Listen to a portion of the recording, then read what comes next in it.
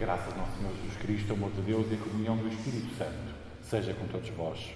Amém. Queridos irmãos, ao longo de séculos, a Igreja cristã, na sua liberdade, e quando digo aqui a Igreja cristã, digo no geral, a Igreja cristã não tem origem nenhuma em lado nenhum da Igreja, em nenhum ramo da Igreja, no Oriente, no Ocidente. A Igreja cristã, no geral, foi elaborando os textos, esta lista de textos que nós, todos os domingos, cristãos em todo o mundo, seguem para pregar a Palavra de Deus na altura do sermão.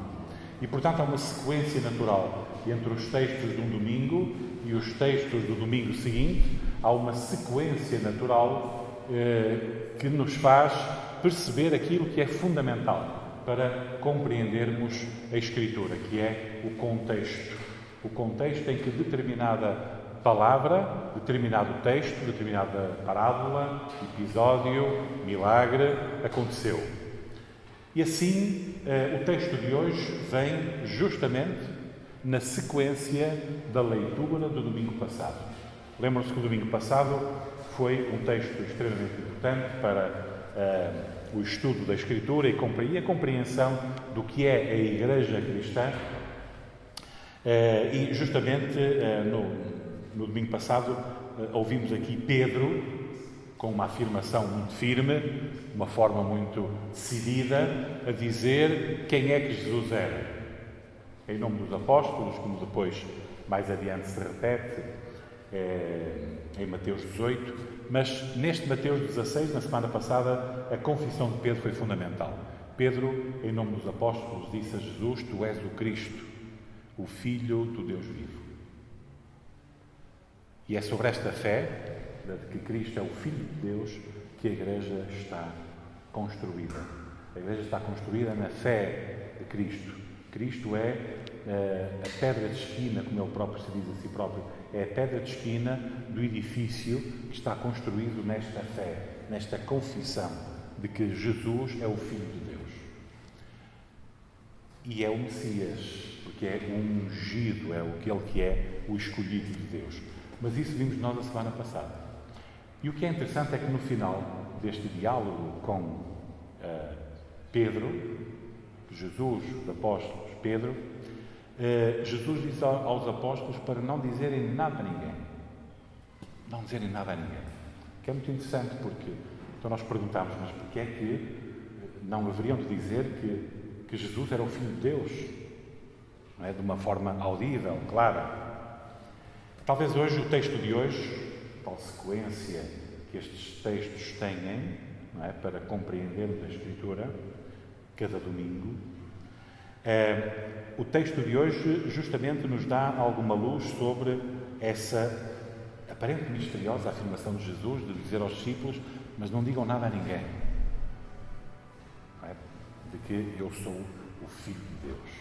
Bom, justamente hoje, o texto de hoje tem, a certa altura, logo a partir do versículo 21, a ideia de que Jesus, na sequência daquele momento anterior, que nós lemos nos versículos anteriores, Jesus começou, diz aqui no versículo 21, começou Jesus a mostrar aos seus discípulos que lhe era necessário seguir para Jerusalém e sofrer muitas coisas dos anciãos, dos principais sacerdotes, dos escribas, ser morto e ressuscitado no terceiro dia.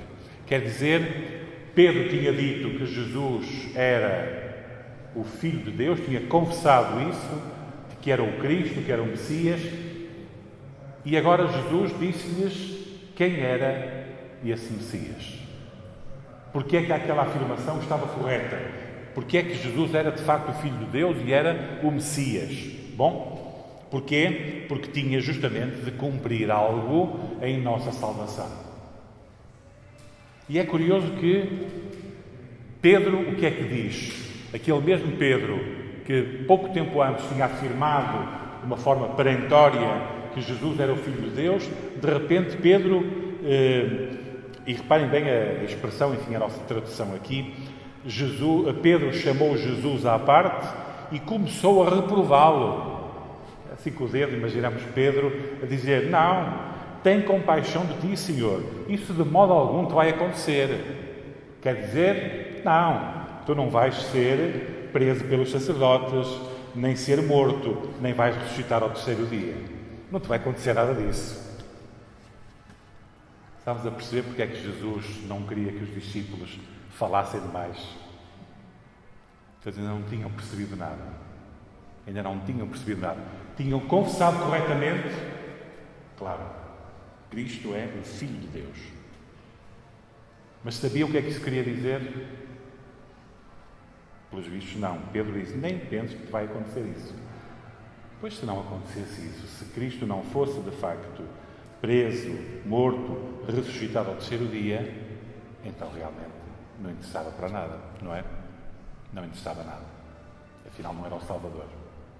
Portanto, Pedro e os discípulos não tinham percebido nada. Por isso Jesus pensou, bom, é melhor que eles não falem. Não falem, não falem.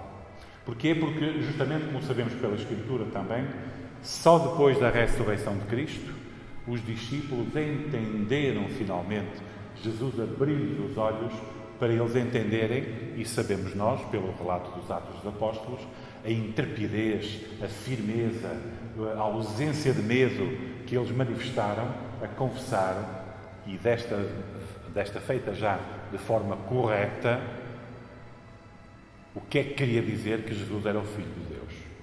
Porque justamente Jesus, porque era o Filho de Deus e porque era o Messias, tinha mesmo de lhe acontecer tudo aquilo que ele próprio estava aqui a dizer aos discípulos e que lhes disse várias vezes ao longo dos 3 anos de ministério.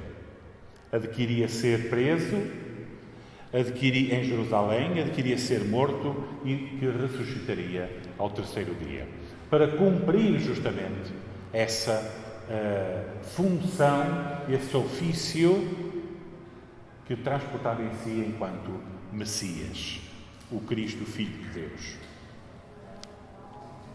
Nós também hoje temos essa certeza, mas hoje não só os cristãos hoje têm a certeza de que Cristo é o Filho de Deus, e é sobre essa certeza que a Igreja Cristã existe. A Igreja Cristã não existe sobre certezas mais nenhumas, não é sobre santos nem sobre orações a santos que a Igreja se mantém, é sobre Cristo que a Igreja se mantém. Cristo que morreu e ressuscitou ao terceiro dia por nós. É sobre esta afirmação que a Igreja existe. E por isso nós temos que, ainda hoje, afirmar com toda a correção que a Igreja está construída sobre Cristo e que a Igreja só proclama Cristo e Cristo crucificado, como dizia o apóstolo Paulo. É preciso muita atenção neste aspecto e é por isso que este texto nos interessa hoje de uma forma muito particular. É que, de facto, nós hoje temos, no contexto da Igreja Cristã em todo o mundo, muitos que pregam as coisas mais diversas. E Cristo parece que desapareceu. Eu estou a falar de dentro da Igreja Cristã. De dentro da Igreja Cristã parece que Cristo desapareceu. E a pregação da Igreja deve ser, só pode ser, unicamente pregar Cristo e Cristo crucificado. O Cristo que morreu por nós e que ressuscitou pela nossa justificação. É a única pregação. Portanto, nós hoje temos, vamos por assim dizer, esta outra vantagem sobre os apóstolos. É que nós hoje sabemos não só o que eles souberam, como sabemos também o que o Espírito Santo nos orienta através de todo o Novo Testamento. Portanto, queridos irmãos em Cristo, a pregação de hoje lembra-nos uma verdade muito clara, a de que a nossa fé está sustentada nessa confissão de que Cristo é o Filho de Deus, mas é o Filho de Deus não o da imaginação humana, de líder político, ou de filósofo, ou de moralista, nada disso, mas sim o de Filho de Deus, que devia ser morto pelos nossos pecados, carregar a cruz e ressuscitar para a nossa justificação. Amém.